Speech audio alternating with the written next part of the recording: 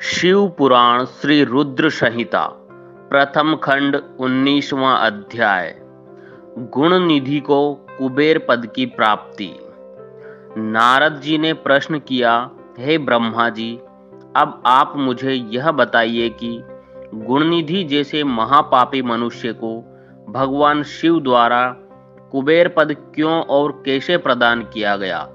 हे प्रभु, कृपा कर इस कथा को भी बताइए। ब्रह्मा जी बोले, नारद, शिवलोक में सारे दिव्य भोगों का उपभोग तथा उमा महेश्वर का सेवन कर वह अगले जन्म में कलिंग के राजा अरिंदम का पुत्र हुआ। उसका नाम दम था। बालक दम की भगवान शंकर में असीम भक्ति थी। वह सदैव शिव जी की सेवा में लगा रहता था। वह अन्य बालकों के साथ मिलकर शिव भजन करता। युवा होने पर उसके पिता अरिंदम की मृत्यु के पश्चात दम को राज सिंहासन पर बैठाया गया। राजा दम सब ओर शिव धर्म का प्रचार और प्रसार करने लगे। वे सभी शिवालयों में दीपदान करते थे। उनकी शिव जी में अनन्य भक्ति थी। उन्होंने अपने राज्य में रहने वाले सभी ग्रामाध्यक्षों को यह आज्ञा दी थी कि शिव मंदिर में दीपदान करना सबके लिए अनिवार्य है। अपने गांव के आसपास जितने शिवालय हैं, वहां सदा दीप जलाना चाहिए। राजा दम ने आजीवन शिव धर्म का पालन किया। इस तरह वे बड़े धर्मात्मा कहलाए। उन्होंने शिवालयों में बहुत से दीप जलवाए। इसके फलस्वरूप वे दीपों की प्रभा के आश्रय हो मृत्योपरांत अलकापुरी के स्वामी बने। ब्रह्मा जी बोले, हे नारद, भगवान शिव का पूजन व उपासना महान फल देने वाली है। दीक्षित के पुत्र गुणनिधि ने, जो पूर्ण अधर्मी था, भगवान शिव की कृपा पाकर दिक्पाल का पद पा लिया था।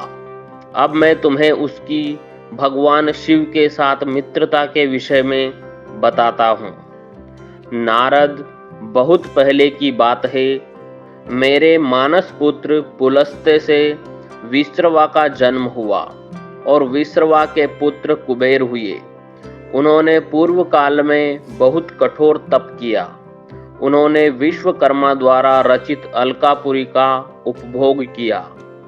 मेघवाहन कल्प के आरंभ होने पर वे कुबेर के रूप में घोर तप करने लगे।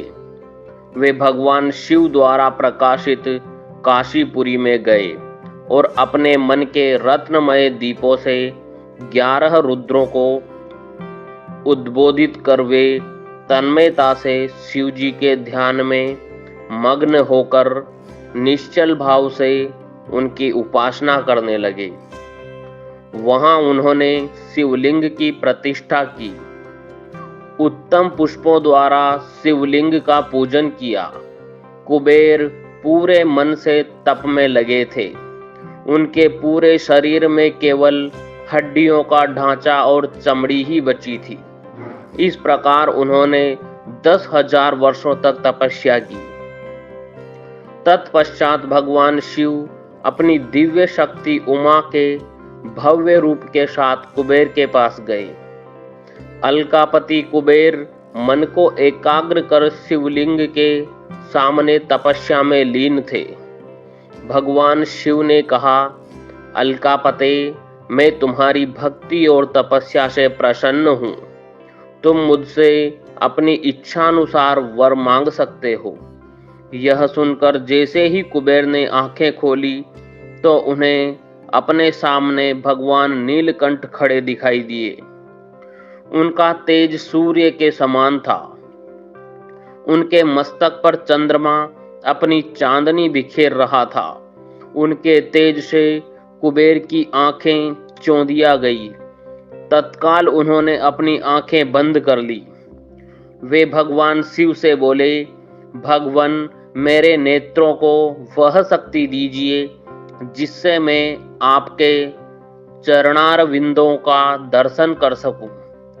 कुबेर की बात सुनकर भगवान शिव ने अपने हथेली से कुबेर को स्पर्श कर देखने की शक्ति प्रदान की।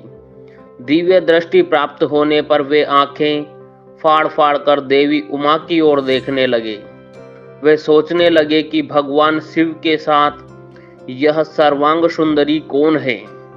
इसने ऐसा कौन सा तप किया है जो इसे भगवान शिव की कृपा से उनका सामीप्य रूप और सौभाग्य प्राप्त हुआ है।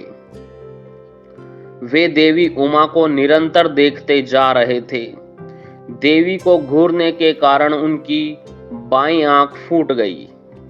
शिवजी ने उमा से कहा, उमे, यह तुम्हारा पुत्र है। यह तुम्हें क्रूर दृष्टि से नहीं देख रहा है। यह तुम्हारे तप बल को जानने की कोशिश कर रहा है। फिर भगवान शिव ने कुबेर से कहा, मैं तुम्हारी तपस्या से बहुत प्रसन्न हूँ। मैं तुम्हें वर देता हूँ कि तुम समस्त निधियों और गुह्य शक्तियों के स्वामी हो जाओ। सुव्रतों, यक्षों और किन्नरों के अधिपति होकर धन के दाता बनो। मेरी तुमसे सदा मित्रता रहेगी और मैं तुम्हारे पास सदा निवास करूंगा, अर्थात तुम्हारे स्थान अलकापुरी के पास ही मैं निवास करूंगा। कुबेर, अब तुम अपनी माता उमा के चरणों में प्रणाम करो। यही तुम्हारी माता है।